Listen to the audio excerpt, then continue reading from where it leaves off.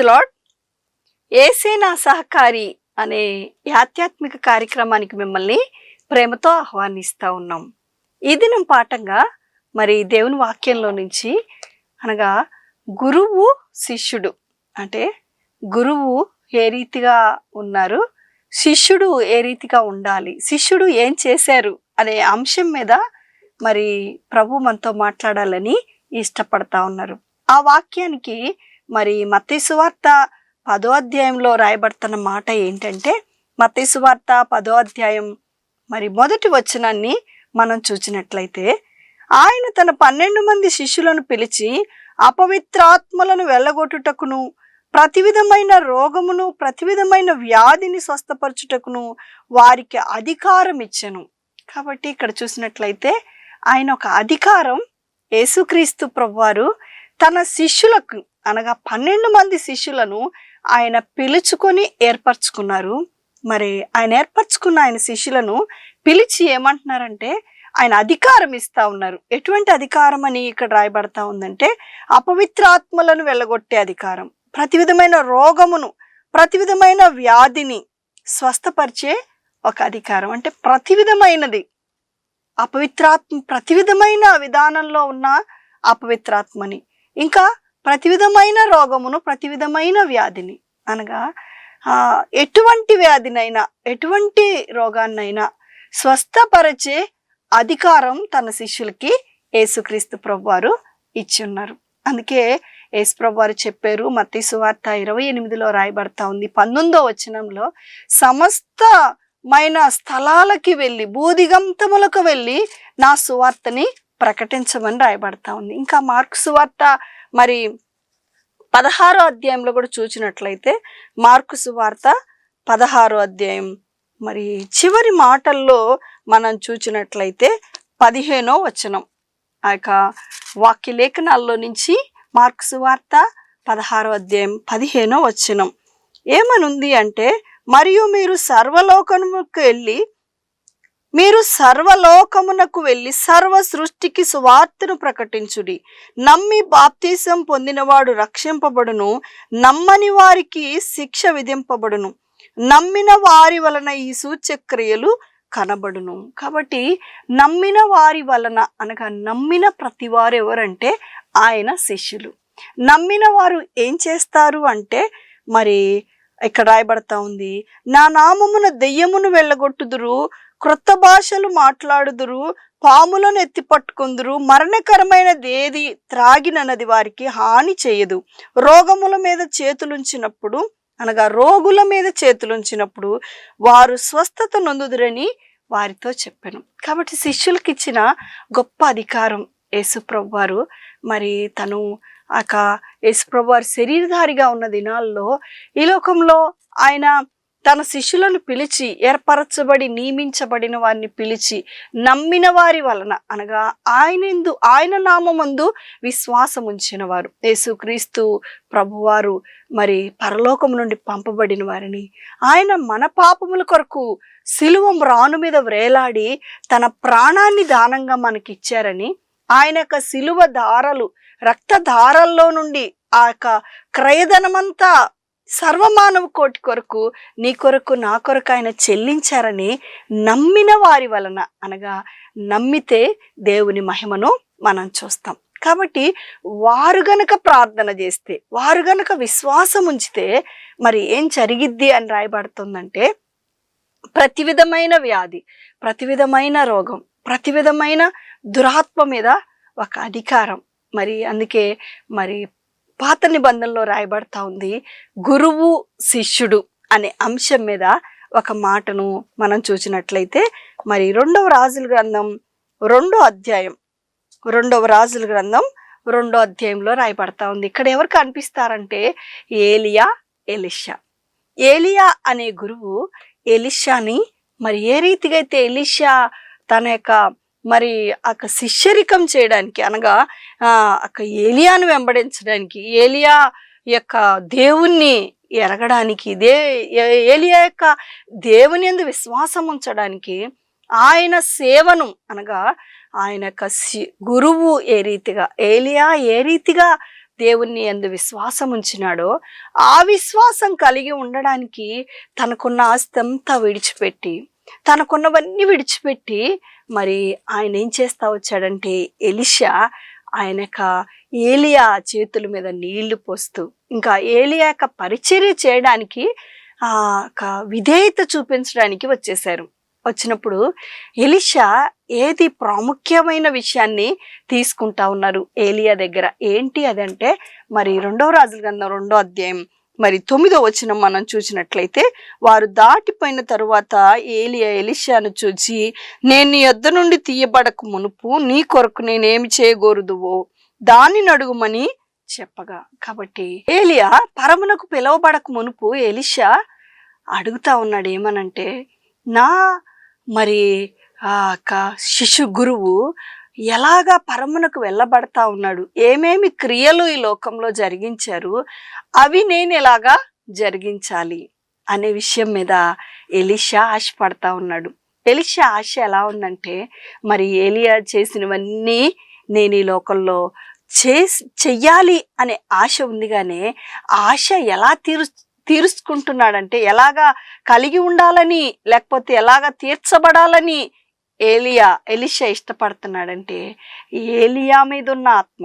అంటే మనం ఇక్కడ గమనించాల్సిన విషయం ఏంటంటే, మనుషులను బట్టి లేకపోతే మనుషులు ఏ క్రియలు కలిగి ఉంటే లేకపోతే మనుషులు ఏ రీతిగా మరి ఆ యొక్క విధానం పద్ధతిలో ఉంటే వాళ్ళకి జరిగింది, నాకు కూడా అదే జరిగిద్ది అనేది కాదు. కానీ ఇక్కడ ఎలీషాల దగ్గర మనం కలిగి ఉండాల్సిన ప్రాముఖ్యమైన విషయం ఏంటంటే, ఎలీషా అడుగుతా ఉన్నాడు, దేవుడు నీ మీద ఉంచి భూమి మీద నీ బ్రతుకు దినాల్లో ఏదైతే ఈ ప్రజల మధ్య జరిగించారో అలాంటి ఒక గొప్ప కార్యం నా జీవితంలో కూడా జరిగించండి. అలాంటి పరిశుద్ధాత్మని నా మీద కూడా కలిగి ఉండడానికి నన్ను అర్హునిగా మార్చండి, లేకపోతే అలాంటి కృపను నాకు ఇవ్వండి, అటువంటి పరిశుద్ధాత్మని నేను పొందుకోవడానికి నేను ఇష్టపడుతున్నాను అని ఎలీషా వేడుకుంటా ఉన్నాడు. కాబట్టి గురువు దగ్గర ఏ యొక్క కార్యాన్ని ఎలీషా చూస్తా ఉన్నాడంటే, మరి ఏదైతే దేవుని యొక్క ఆత్మ పరిశుద్ధాత్మ ఏలియా మీద ఉందో, ఏలియా ఏ రీతి అయిన కార్యాలు పరిశుద్ధాత్మ ద్వారా జరిగించారో రోషంతో, అటువంటి ఆత్మ చేత నేను కూడా నింపబడాలి అనే ఆసక్తితో ఎలీషా ఉంటా వచ్చారు. అందుకే ఎలీషా అడుగుతా ఉన్నారు ఒక ప్రాముఖ్యమైన మాట శిష్యుడుగా. ఏంటి అంటే 2వ రాజుల గ్రంథం 2వ అధ్యాయం 15వ వచనం, యెరికో దగ్గర నుండి కనిపెట్టుచుండిన ప్రవక్తల శిష్యులు అతన్ని చూచి, ఏలియా ఆత్మ ఎలీషా మీద నిలిచి ఉన్నదని చెప్పుకొని అతనిని ఎదుర్కొనబోయి అతనికి సాష్టాంగ నమస్కారం చేసి. కాబట్టి ఏలియా ఆత్మ ఎలీషా మీద నిలిచి ఉన్నదని, కాబట్టి ఏ యొక్క ఆత్మచేత ఆత్మపూర్ణులై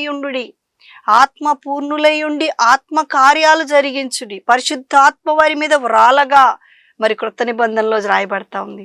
కాబట్టి శిష్యులందరూ మేడగదిలో కూడి ఉండగా పరిశుద్ధాత్మ వారి మీద వ్రాలింది. కాబట్టి పరిశుద్ధాత్మ చేత శక్తి పొందినప్పుడు పేతురు ఏ రీతిగా, మరి యేసుక్రీస్తు ప్రభు శిష్యునిగా ఉన్న పేతురు ఏ రీతిగా భయపడక ప్రకటించినారో ఇక్కడ మనం చూసినట్లయితే పాత నిబంధన గ్రంథంలో ఎలీషా కూడా ఆ యొక్క ఆత్మను కలిగి ఉండడానికి ఇష్టపడతా ఉన్నారు. ఇష్టపడ్డ శిష్యుడు చేయవలసిన కార్యాలు ఏంటి అంటే దేవుని ఆత్మతో నింపబడి, కాబట్టి గురువు ఏ రీతిగా నడుచుకున్నారో, కాబట్టి ఏ రీతిగా నడుచుకొని భూమి మీద దేవుని యొక్క కార్యాలను జరిగిస్తా వచ్చారో ఆ గురువు చేసిన కార్యాలను, ఆ గురువు మీద ఉన్న ఆత్మను ఏ రీతిగా శిష్యుని మీద కలిగి ఉండి ఎటువంటి కార్యాలను ఎలీషా జరిగిస్తా వచ్చారో మనం చూసినట్లయితే 2వ రాజుల గ్రంథం 4వ అధ్యాయంలో రాయబడతా ఉంది. 2వ రాజుల గ్రంథం 4వ అధ్యాయం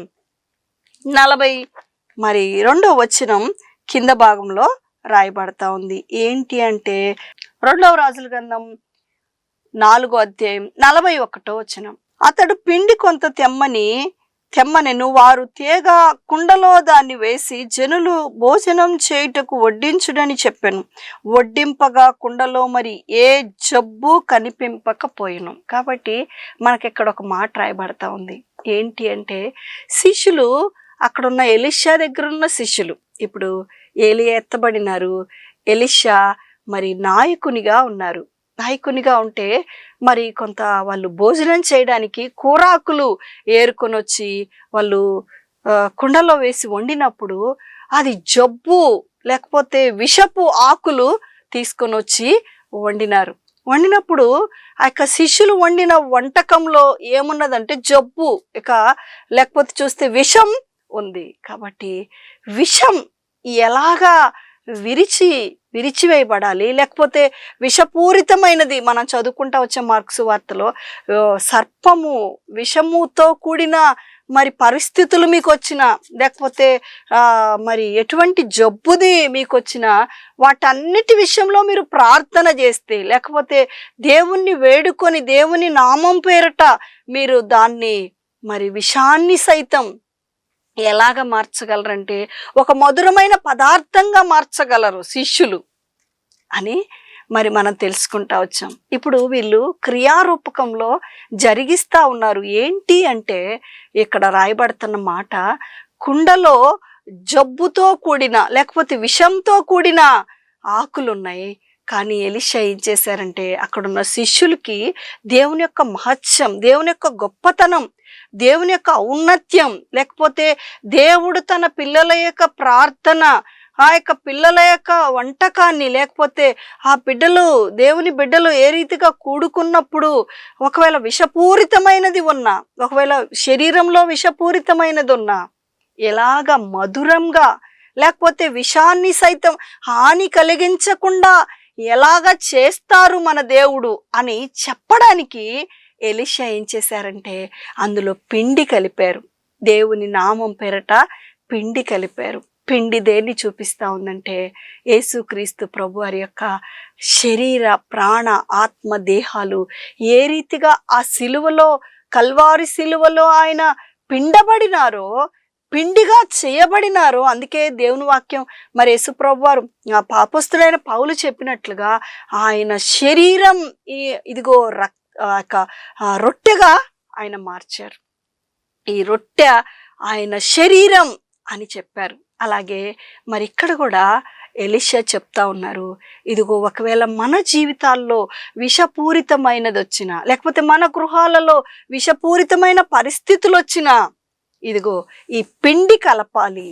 అంటే మరి భౌతికంగా ఆలోచించడం కాదు, కానీ ఆత్మీయంగా మనం ఆలోచించినట్లయితే దేవుని వాక్యాన్ని పరిశుద్ధాత్మ దేవుడు మన కోసం రాసిపెట్టి ఉంచారు.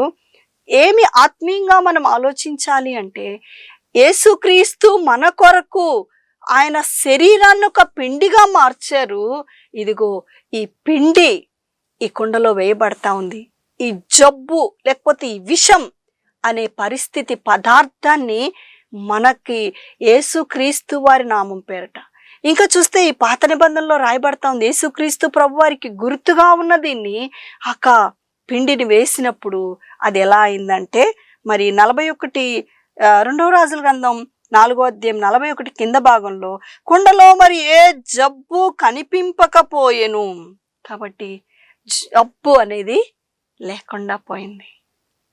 కాబట్టి శిష్యులు నేర్చుకుంటా ఉన్నారు, గురువు దగ్గర శిష్యులు నేర్చుకుంటా ఉన్నారు. ఏంటి అంటే ఇదిగో ఇలాంటి విషపూరితమైనది వచ్చిన మన దేవుని నామం పేరట మనము ఇటువంటి పరిస్థితులను సైతం, లేకపోతే గృహాల్లో ఉన్న జబ్బు, తలంపుల్లో ఉన్న జబ్బు, అంతరంగంలో ఉన్న జబ్బు, లేకపోతే శరీర అవయవాలలో ఉన్న జబ్బుని ఏ రీతిగా మనం జయించవచ్చు, లేకపోతే విషపూరితమైన దాన్ని జబ్బు లేకుండా చేయవచ్చు అనేది మనం చూసినట్లయితే మరి మధురంగా మార్చబడేటట్లు మనకి భూమి మీద ఏది చేయగలదు, ఏ పదార్థం చేయగలదు అని మనం చూసినట్లయితే మన కొరకు ఆయన సిలువ వేయబడ్డారు, మరణించారు, మృత్యుంజయుడై తిరిగి లేచారు. ఇదే నా శరీరం.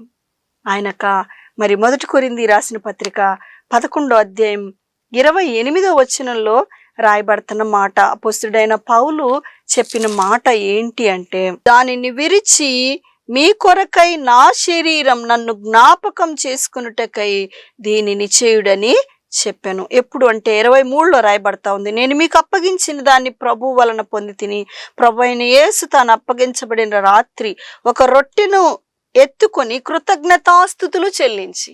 కాబట్టి ఇక్కడ రాయబడతా ఉంది. ఇంకో మాట లూకా సువార్త 22వ అధ్యాయం, లూకా సువార్త 22వ అధ్యాయం 19. పిమ్మట ఆయన ఒక రొట్టె పట్టుకొని కృతజ్ఞతాస్తుతులు చెల్లించి దాన్ని విరిచి వారికిచ్చి, ఇది మీ కొరకై ఇయ్యబడుచున్న నా శరీరం నన్ను జ్ఞాపకం చేసుకున్నటకై దీన్ని చేయడని చెప్పాను. కాబట్టి నా శరీరం, ఈ రొట్టె నా శరీరం అనే యేసు వారు చెప్పారు, అపొస్తలుడైన పౌలు చెప్పారు. కాబట్టి ఇక్కడ చూసినట్లయితే ఎలీషా ఎందుకు ఈ విషయాన్ని చేశారు అంటే, కుండలో ఉన్న జబ్బుతో కూడిన లేకపోతే విషంతో కూడిన ఆకులు పడేసి వేరేది వండుకోవచ్చు, కానీ అది ఇక్కడ చెప్పడం లేదు. కానీ మన ఆత్మీయ సంగతులను ఇక్కడ బోధిస్తూ ఉంది. ఎలీషా చెప్తా ఉన్నారు శిష్యులకి, మరి ఏదైతే మనం పరిశుద్ధ ఆత్మను పొందుకున్నామో, పరిశుద్ధాత్మ శక్తి మనల్ని ఏం చేస్తుందంటే, మన గృహాల్లో ఉన్న జబ్బు, మన అంతరంగంలో ఉన్న జబ్బు, మన శరీర ఆత్మీయతలో ఉన్న జబ్బునంతా తొలగించగలిగింది, మనల్ని ఇంకా మధురంగా మార్చగలిగింది. ఏంటి అంటే ఆయన యొక్క ఆహారం. యేసు ప్రభువారు చెప్పారు, యోహాను సువార్తలో రాయబడతా ఉంది, మరి వాక్యమే దేవుడై ఉన్నారు. కాబట్టి వాక్యమే దేవుడై ఉన్నారు. కాబట్టి అందుకే రాయబడతా ఉంది, ఈ యొక్క వాక్యాన్ని ఇర్మియా భుజించారంట, యేస్కేలు భుజించారంట.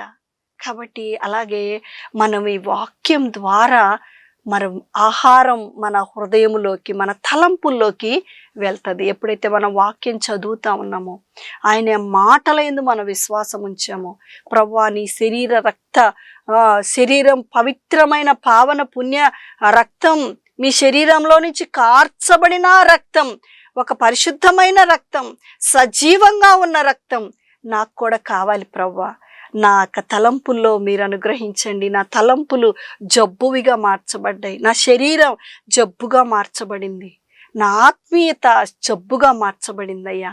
నేను మీకు ప్రియమైన శిష్యుడిగా ఉండాలని ఆశపడుతున్నానని మనం అడిగినట్లయితే, ఆయన మరి సజీవమైన ఆయన సంచారం మనతో కూడా ఉన్నది.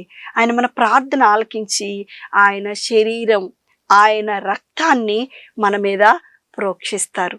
కాబట్టి అప్పుడు ఏం రాయబడతా ఉందంటే, శరీర రక్తాలు దేనికి చూపిస్తున్నాయంటే, యేసు ప్రభువారి యొక్క నిజమైన ఆహారం, నిజమైన పానాన్ని చూపిస్తూ ఉన్నాయి. అందుకే నమ్మి బాప్తీసం పొందిన వారు రక్షించబడతారు, నమ్మి బాప్తీసం పొందిన వారు శిష్యురాళ్ళుగా మార్చబడతారు. కాబట్టి ఆజ్ఞను మనం కలిగి ఉండాలని దేవుడు ఇష్టపడతా ఉన్నారు. అందుకే ఇంకో మాట మనం చూసినట్లయితే, ఈ గురువు శిష్యుడనే మాటలు, మరి గురువు ఏ రీతిగా ఎలీషా నేర్పించారో, శిష్యుడైన ఏలియా నేర్పించారు ఎలీషాకి, ఎలీషా శిష్యులకి ఏ రీతిగా మరి యొక్క పద్ధతులను, లేకపోతే అనుదిన జీవితంలో విశ్వాసిలో ఉన్న శిష్యురాల్లో ఉన్న కార్యాలు ఎలా ఉండాలి. ఇంకా ఈ దినాల్లో చూస్తే మరి విశ్వాసి అని రాయబడతా ఉంది, క్రైస్తవులు అని రాయబడతా ఉంది. అదే రీతిగా ఇంకొక అంశాన్ని చూద్దాం. మరి ఎలీషా ఇంకొక కార్యాన్ని మరి శిష్యులకు నేర్పిస్తా వచ్చారు. ఆ కార్యం ఏంటి అంటే, 2వ రాజుల గ్రంథం 4వ అధ్యాయం మరి ఇక్కడ చూసినట్లయితే 43వ వచనం.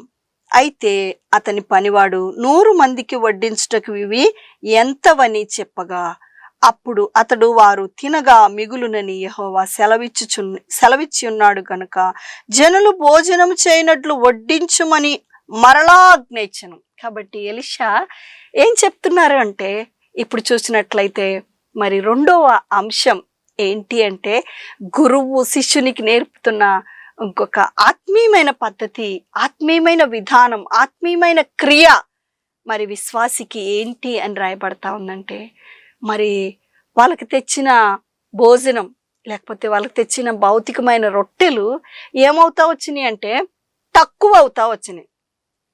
చెప్పాలంటే శిష్యులు చాలా మంది ఉన్నారు అక్కడ. మరి వాళ్ళకి తెచ్చినవి వాళ్ళు తినడానికి తక్కువ అయిపోతున్నాయి, తినడానికి చాలడం లేదు, ఇబ్బందిగా ఉంది, లేకపోతే వాళ్ళకి కొదువు అయిపోతుంది. కాబట్టి ఆ కొదువులో మరి ఎలీషా ఒక మాట చెప్తున్నారు శిష్యులకి. ఏంటి అంటే, ఇవి ఎంతవి అని పనివాడు లేకపోతే శిష్యుడు అడిగితే గురువుగా మరి ఎలీషా ఏం చెప్తున్నారు అంటే, యెహోవా మరి సెలవిచ్చుచున్నాడు ఏమనంటే, ఇవి మిగులునని, తినగా మిగులునని యేసుప్రభువు వారు చెప్పారు. మార్కు సువార్త 8వ అధ్యాయంలో రాయబడతా ఉంది, మీరే వడ్డించుడి, మీరే పెట్టుడి. అంటే అరణ్యములో 3 దినాలు వాళ్ళు దేవుని వాక్యం విన్నారు యేసుప్రభువు వారు శరీరధారిగా ఉన్న దినాల్లో.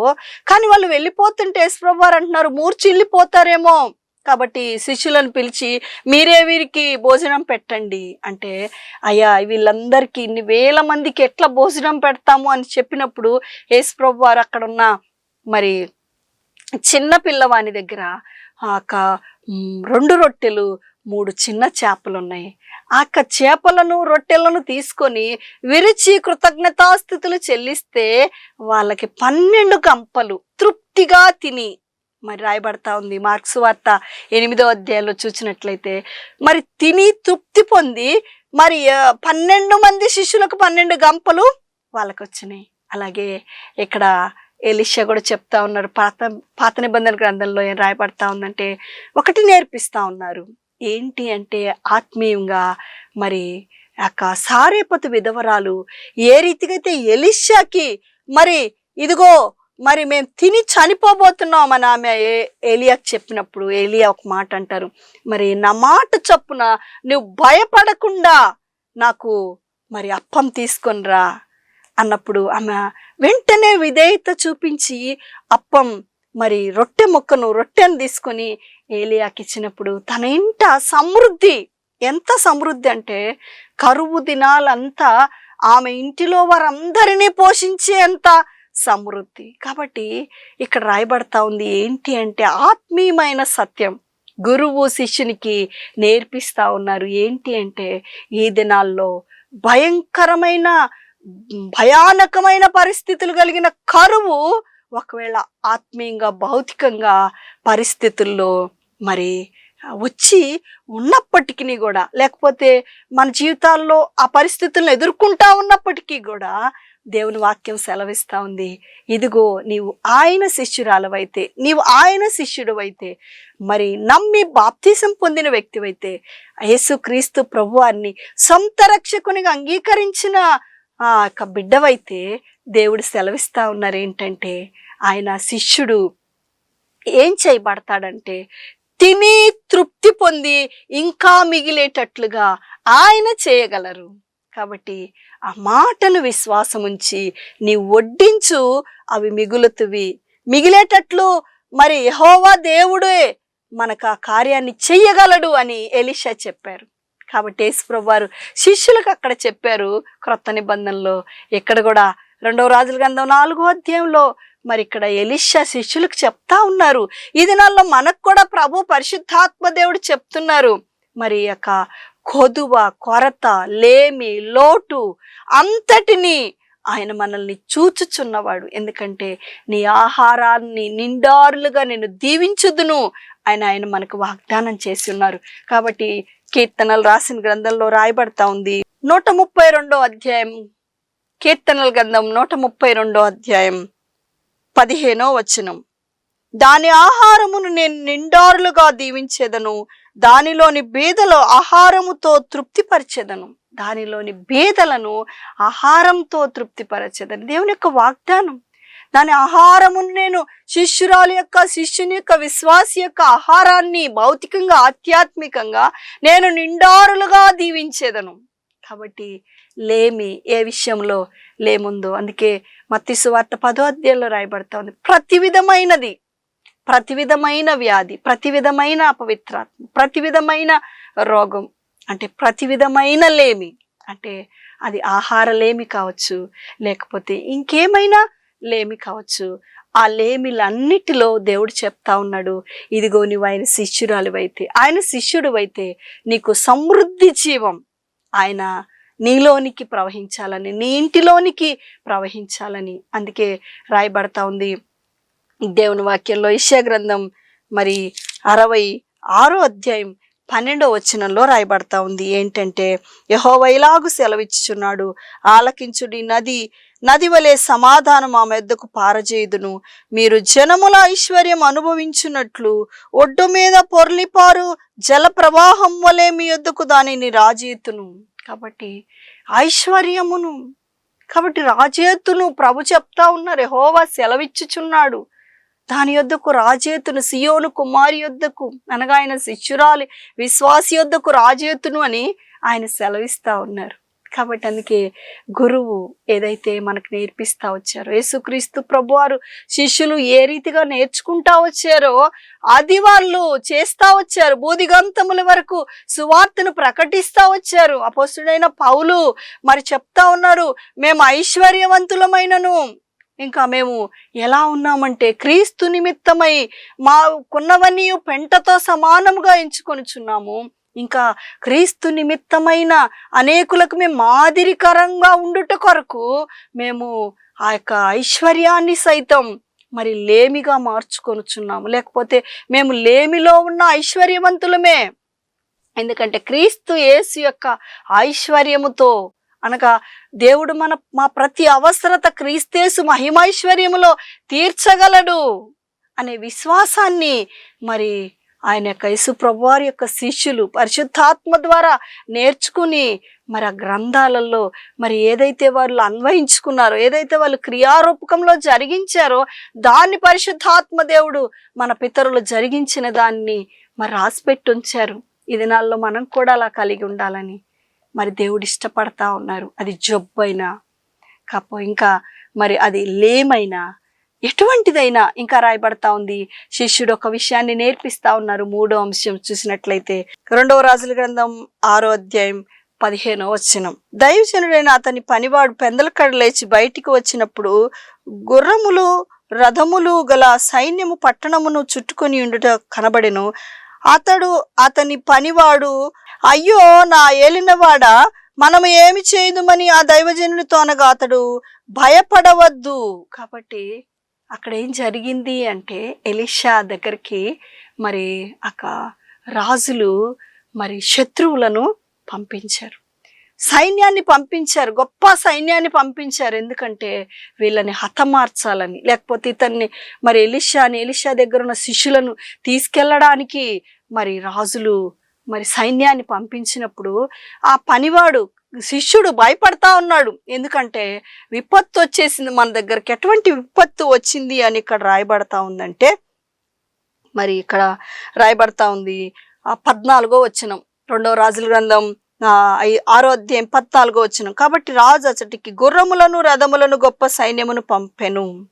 కాబట్టి గుర్రములు రథములు, కాబట్టి గొప్ప గొప్ప సైన్యాన్ని మన చుట్టూ, అంటే మనం గెలవలేని పరిస్థితులు, మనము వాటిని అధిగమించలేని పరిస్థితులు, వాటిని మనం బేర్ చేయలేని పరిస్థితులు, మనకి వల్ల కాని శ్రమ, మనకి తట్టుకోలేని పరిస్థితులు అధిగమించినవి. కాబట్టి అందుకే పనివాడు భయపడతా ఉన్నాడు.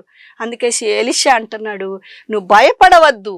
ఎందుకంటే వారు శత్రువు మన మీదకి వచ్చిన మరి పరిస్థితుల కంటే, శత్రువు మన మీదకి తీసుకొని వచ్చిన భౌతికమైన ఆధ్యాత్మికమైన శత్రు కార్యాల కంటే మన దేవుడు మన పక్షంగా అధికమైన సహాయం పంపించగలడు.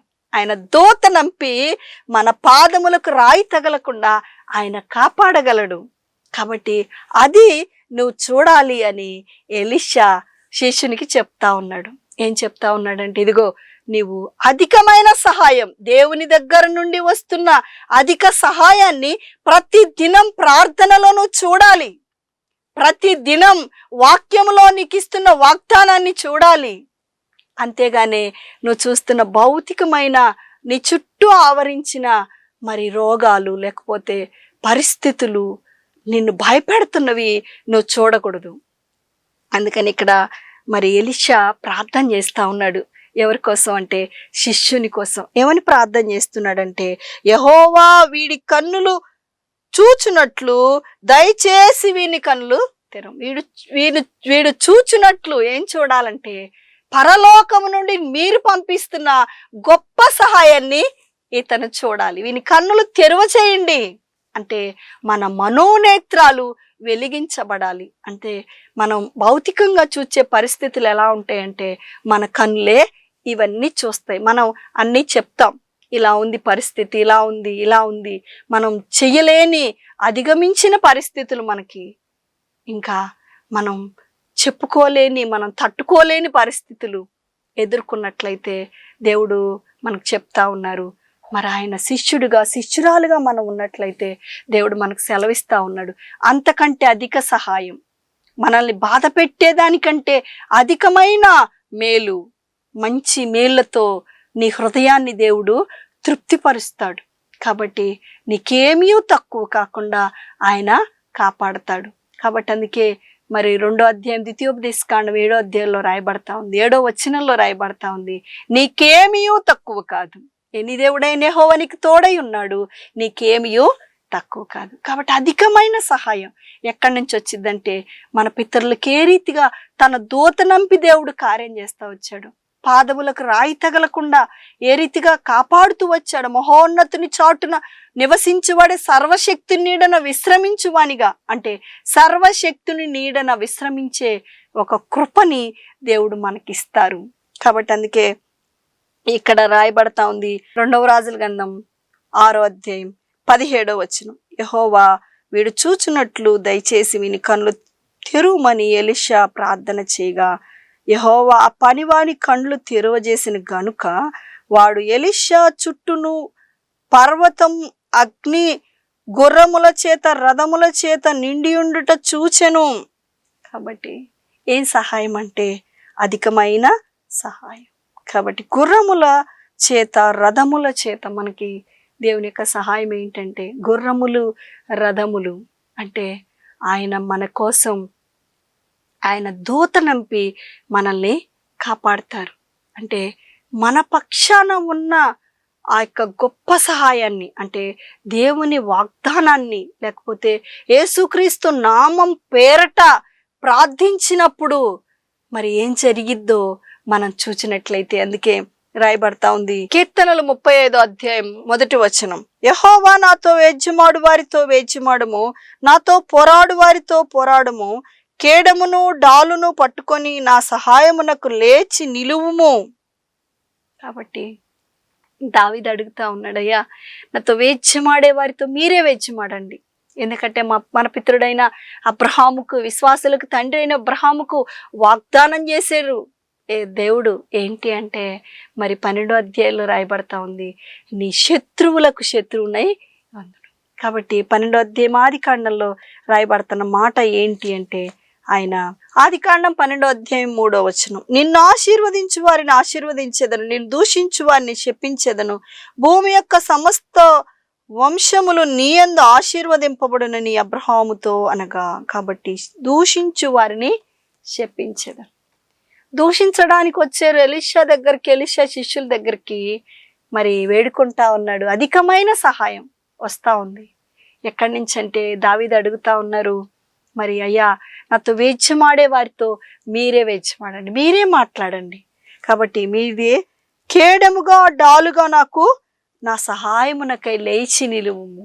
కాబట్టి ఆయన అత్యున్నత సింహాసనం మీద ఉన్నారు, ఆయన జయించి ఉన్నారు, మరణాన్ని జయశీలుడుగా ఉన్నారు.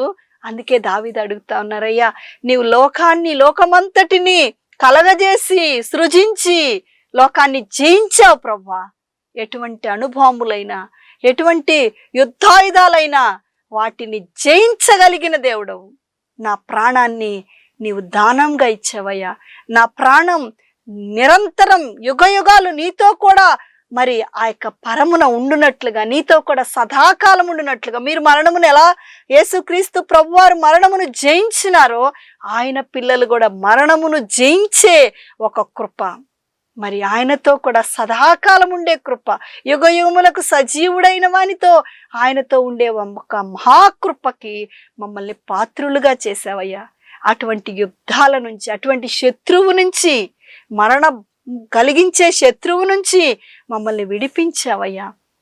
కాబట్టి భౌతికంగా ఈ యొక్క పరిస్థితులన్నిటి విషయంలో, ఈ శత్రువులన్నిటి విషయంలో, శత్రుకార్యాలన్నిటి విషయంలో మిమ్మల్ని యేసుక్రీస్తు ప్రభువారిని మరి ఘనపరిచే విషయంలో, ఇంకా ఆయన ఏమి ఈ లోకంలో జయించి ఉన్నారో వాటన్నిటిని మేము జరిగించే విషయంలో మాకు ఎదురవుతున్న ప్రతి పరిస్థితిని దేవా మీరే వేద్యమాడండి.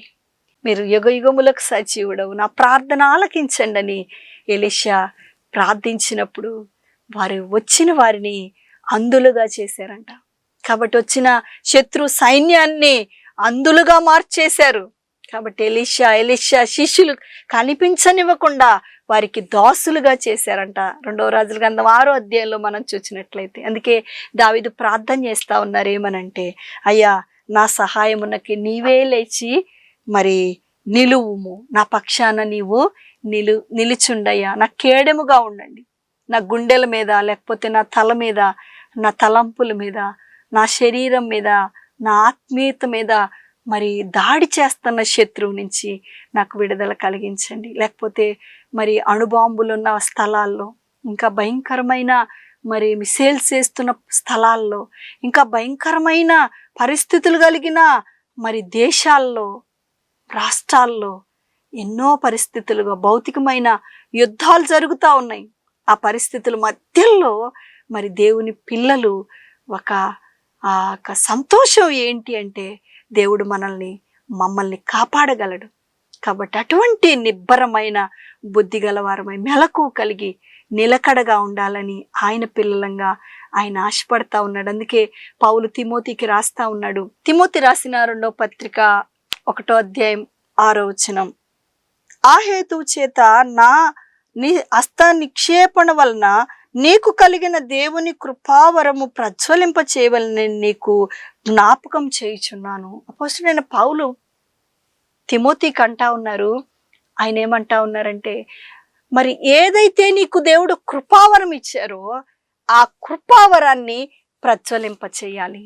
దేవుడు మనకి అందరికీ కృపావరాన్ని ఇచ్చారు. నమ్మి బాప్తిసం పొంది రక్షించబడిన ఆయన శిష్యులుగా చేయబడిన ప్రతి ఒక్కరికి మరి పిరికితనపు ఆత్మను ఇవ్వలేదు, కానీ ఆయన దేవుని పరిశుద్ధాత్మను మనకి అనుగ్రహించారు. పరిశుద్ధాత్మ చేత మనల్ని ముద్రించారు. సంచకరువుగా మనకు పరిశుద్ధాత్మను ఆయన అనుగ్రహించి ఉన్నారు. కాబట్టి ఆ పరిశుద్ధాత్మ శక్తి చేత మనకి భౌతికమైన పరిస్థితులు, ఆత్మీయమైన పరిస్థితులు, అవి ఎట్టివైనా సరే, రానున్నవైనా సరే, మరి అవి మరణమైన మరి ఆ యొక్క దేవుని వాక్యం రాయబడతా ఉంది. రోమాపత్రిక 8వ అధ్యాయం 35వ వచనం, క్రీస్తు ప్రేమ నుండి మనలను ఎడబాపు వాడెవడు? శ్రమ అయినను, బాధ అయినను, హింస అయినను, కరువైనను, వస్త్రహీనత అయినను, ఉపద్రవమైనను, ఖడ్గమైనను మనలను ఎడబాపునా.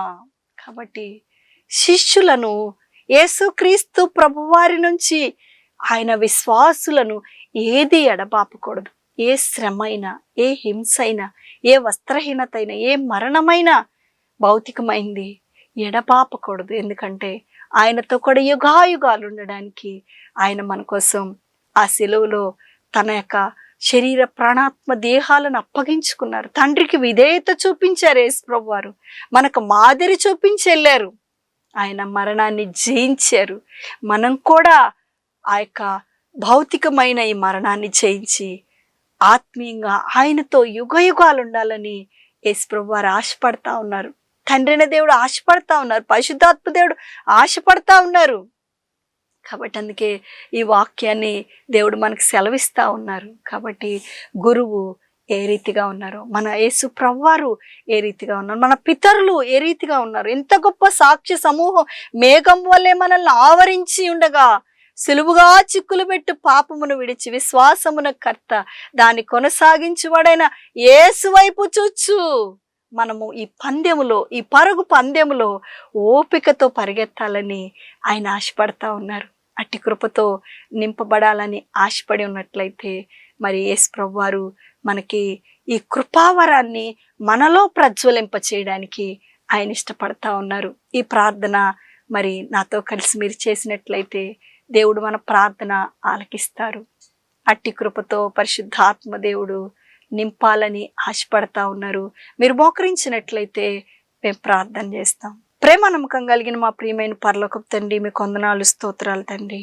మరి నాయన, ఏ రీతిగా గురువు శిష్యుడు ఏ రీతిగా మరి నడిపించబడతా వచ్చారు, ఏ రీతిగా మీ శిష్యులకు అధికారం ఇచ్చారో అట్టి కృపతో మేము నింపబడాలని మీరు ఆశపడుతూ ఉన్నారు. అట్టి కృపతో నింపబడాలని ఆశపడిన ప్రతి ఒక్కరికి అయా కృపావరములు ప్రజ్వలింప చేయబడి, అయా ఏ రీతిగా అయితే మా పితరులు నాయన తండ్రి వాళ్ళు నా ప్రభా నా తండ్రి ఆయా భౌతికంగా ఆధ్యాత్మికంగా మీ శక్తిని పొందుకొని ప్రతి విధమైన రోగమును, ప్రతి విధమైన అపవిత్రాత్మను, ప్రతి విధమైన వ్యాధి పైన, ప్రతి విధమైన జబ్బు పైన, ప్రతి విధమైన నా తండ్రి భయానకమైన మరి పరిస్థితుల పైన వారు మీ నామం పేరిట విజయాన్ని పొందినారు. అట్టి రీతిగా మేము కూడా ఉండునట్లుగా మీ సహాయం దయచేయండి. ఎవరైతే అట్టి రీతిగా ఆశపడి మోకరించినారో అట్టి మా ప్రియమైన బిడ్డలందరికీ మీ కృపను అనుగ్రహించండి. మంచి ఆరోగ్యాలు దయచేయండి.